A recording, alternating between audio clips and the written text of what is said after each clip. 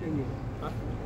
Baca di sini. Inna Allah wa malaikatahu yusalluna 'alan nabi ya ayyuhalladzina amanu sallu 'alaihi wa sallimu taslima.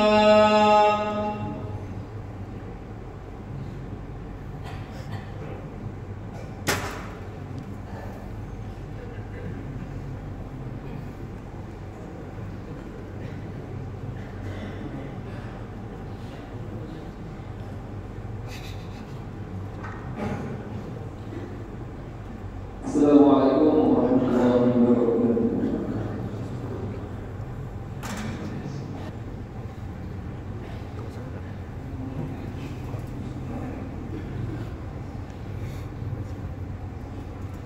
Alhamdulillahil qail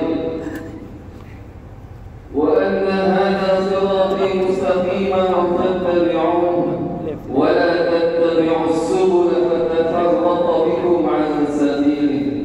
ذلكم وصاكم به لعلكم تتقون.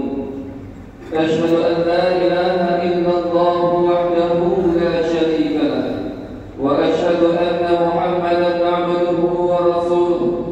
اللهم صل وسلم وبارك على حبيبنا وشفيعنا محمد أشرف الأنبياء والمرسلين وعلى آله وصحبه أجمعين والتابعين لهم بإحسان إلى يوم الدين. أما بعد فيا أيها المسلمون أوصيكم وإياي بتقوى الله. قال الله تعالى يا أيها الذين آمنوا اتقوا الله حق تقاته ولا تموتن إلا وأنتم مسلمون. Kaum muslimin yang dirahmati Allah sekalian, zaman tahun kita mendapati terdapat berbagai aduan dan penyelewengan akidah berlaku, khususnya yang melibatkan umat Islam di negara kita yang tercinta ini. Hal ini perlu dikekang dan dibendung sebelum akidah umat Islam tercemar dengan ajaran-ajaran yang menyimpang dari landasan akidah ahli sunnah wal jamaah yang memperkuat kuasa di negara ini. Maka oleh itu, khatib ingin mengajak jemaah-jemaah sekalian, marilah kita menguatkan serta meningkatkan ketakwaan dan keimanan seperti mana yang diperintahkan oleh Allah Subhanahu wa taala. Mudah-mudahan hidup dan mati kita semua tetap berada dalam akidah Islam yang sejati. Mimbar pada hari ini ingin membicarakan khutbah yang bertajuk waspada ancaman ajaran sesat. Jemaah-jemaah yang dimuliakan, mutakhir ini terdapat segelintir pihak yang kurang mengambil berat soal prinsip akidah yang benar. Bukan sekadar itu, terdapat pihak atau individu yang terus menambah ajaran-ajaran tertentu, kemudian memasukkan ajaran tersebut ke dalam prinsip Islam supaya tidak kelihatan penyelewengan yang mereka lakukan. Akidah merupakan prinsip tauhid yang sangat penting bagi umat yang beragama Islam. Ia juga adalah asas utama dalam mengesahkan Allah Azza wa Jalla selaku Tuhan yang satu. Hanya dengan akidah yang benar dan kukuh sahaja kita akan dapat mengenal Allah Subhanahu wa taala melalui perantaraan wahyu yang dibawa oleh junjungan besar Nabi Muhammad sallallahu alaihi wasallam.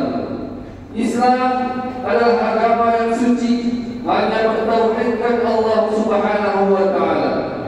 Manakala Al-Qur'an, As-Sunnah, Ijma' dan Qiyas adalah rujukan utama sebagai nas dan dalil dalam menentukan yang manakah ajaran yang benar serta yang manakah ajaran yang melakukan salah lagi menyeleweng. Tanpa rujukan-rujukan ini, umat Islam akan menghadapi kesukaran untuk menentukan akidah yang benar. Maka apakah yang akan berlaku jika sekiranya akidah umat Islam tidak diambil dari sumber rujukan ini. Sudah semestinya kita akan terpesong jauh dari mendapat rahmat dan petunjuk Allah Subhanahu wa Ta'ala. Malahan akidah kita akan rosak dengan tersebarnya berbagai penyelewengan ajaran yang berlaku.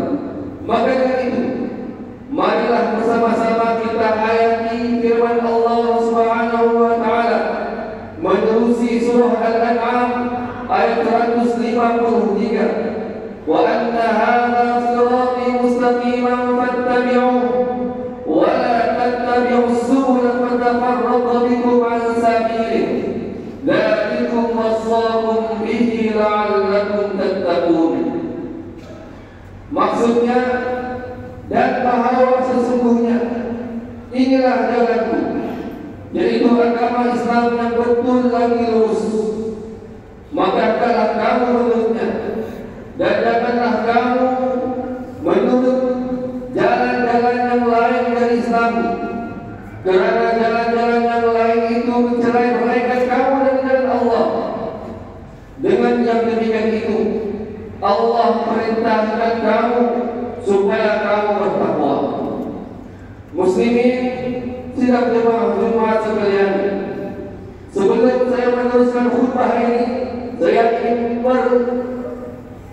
nasihatkan kepada seluruh jemaah supaya dia jangan berkata-kata, jangan bermain handphone semasa sang khutbah, kerana perbuatan sedemikian boleh mengakibatkan pahala Jumat kita akan menjadi sia-sia. Jadi apakah yang dimaksudkan dengan ajaran sesat?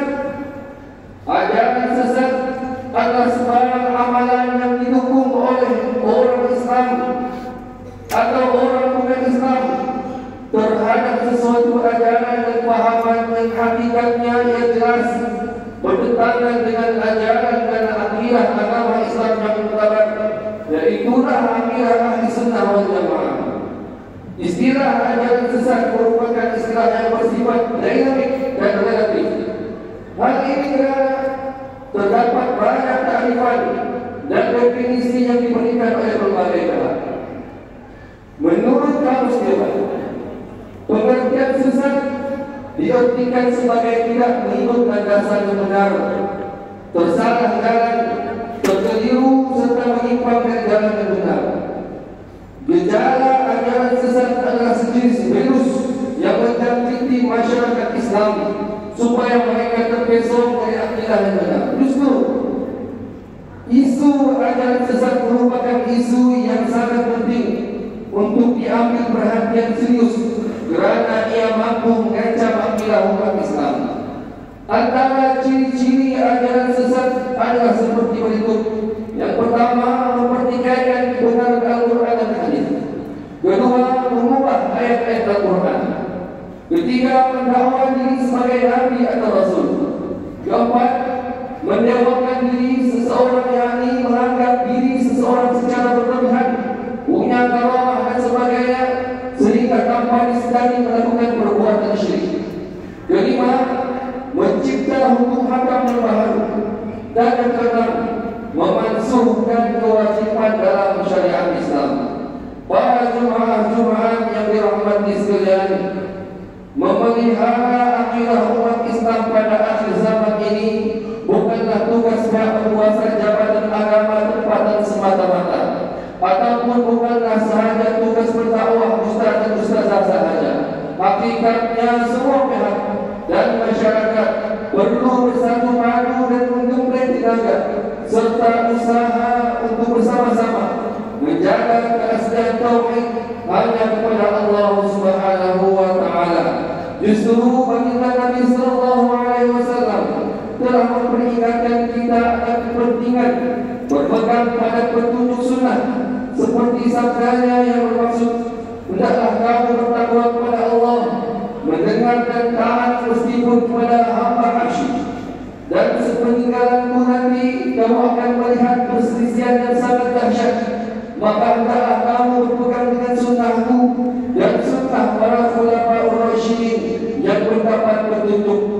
Gigitlah sunnah itu dengan gigi geraham dan jangan kamu mengikuti perkara-perkara bid'ah dalam hal agama yang dibuat-buat, kerana sesungguhnya bid'ah itu adalah sesat.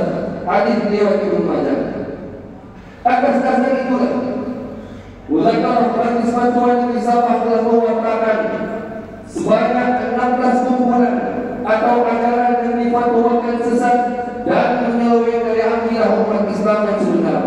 Antaranya adalah ajaran sesat Qadiani, Islam Jamaah, Syiah, kumpulan Tal-7, ajaran Bahai, Tariqat Hazaniyah, Hizbut Tahrir, ISIS, Global Ikhwan, Al-Aqab, Millah Abraham, dan juga ajaran pertubuhan rahmatan lil alamin. Oleh yang demikian, mana-mana orang Islam, sama ada secara individu atau kumpulan, adalah dilarang dan diharamkan untuk berpegang pada pahaman atau ajaran salah. Siapa yang melakukan hal yang demikian tersebut, seperti yang termaktub di dalam Peraturan Kerajaan Negeri Sabah, adalah melakukan suatu kesalahan dan boleh diambil tindakan di bawah nikmat kesalahan Dinayah Syariah Negeri Sabah 1995 Section 52 ajaran salah yang memperuntukkan hukuman penjara tidak melebihi 3 tahun atau denda tidak melebihi RM5.000 atau kedua-duanya sekali. Segala bahan terbitan, karya, tulisan atau yang berkaitan dengan ajaran tersebut hendaklah dirampas dan dimusnahkan mengikut perintah mahkamah. Kaum muslimin rahimahullah, ajaran yang salah dan menyeleweng merupakan ancaman kepada akidah suci umat Islam. Hal ini kerana setiap ajaran sesat yang diasaskan atau dibawa oleh mana-mana pihak pada hakikatnya telah mencemarkan akidah umat Islam yang sejati. Oleh yang demikian, kita tidak boleh membiarkan hal ini terus-menerus terjadi di negara kita, khususnya di negeri yang tercintai. Justru mimbar menasihatkan agar setiap lapisan masyarakat perlu mereka dan cakap akan soal agama supaya terhindar dari penyelewengan akidah soksang pada zaman ini. Terdapat beberapa langkah proaktif yang boleh diambil untuk mengekang penyebaran ajaran sesat ini. Antaranya ialah yang pertama, menyampaikan ilmu akidah yang benar melalui ceramah atau majlis ilmu daripada penceramah yang bertauhid. Kedua, merujuk jabatan agama Islam atau pejabat mufti tentang sesuatu ajaran yang baru. Ketiga, menanamkan sifat ikhlas mengamalkan ajaran Islam yang benar. Keempat, sentiasa beramal mengikut sunnah Rasulullah SAW. Dan yang kelima, rajin bertanya soal agama kepada ahli ilmu yang benar dan jujur. Menutup dari khutbah pada minggu ini, khatib berpesan adalah menjadi kewajiban setiap muslim untuk berpegang teguh dengan ajaran Islam yang murni dan tidak terpengaruh dengan ajaran-ajaran sesat yang menyeleweng dari kebenaran. Menjaga akidah adalah menjaga keselamatan iman dan masa depan akhirat. Maka marilah kita berusaha memahami agama dengan ilmu yang sahih, mendekatkan diri kepada Allah dan menjauhkan diri dari sebarang bentuk kesesatan yang boleh merosakkan akidah keimanan kita. Allah Subhanahu wa taala berfirman dalam surah An-Nahl ayat 36, "Wa laqad ba'athna fi kulli ummatin rasulan an ya'budu Allaha wa yajtanibu at-taghut. Faminhum man hada Allah wa minhum man haqqat 'alaihi ad-dhalalah. Fasiru fil ardi fanzuru kaifa kana 'aqibatul mukadzibin."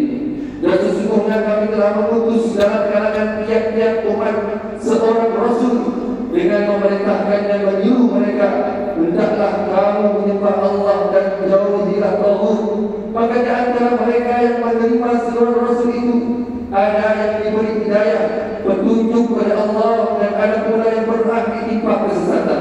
Oleh itu, mengembaralah kamu di bumi, kemudian lihatlah bagaimana buruknya kesudahan umat-umat yang mendustakan rasul-rasulnya.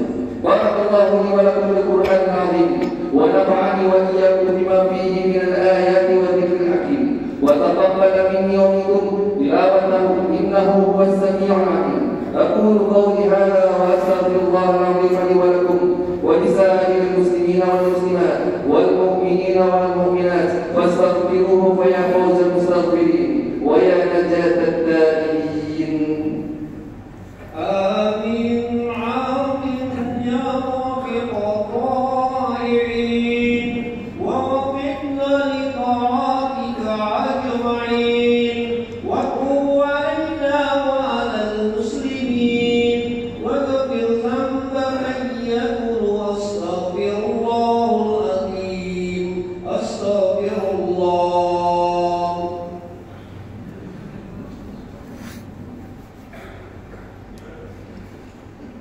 Alhamdulillahi Rabbil Alamin.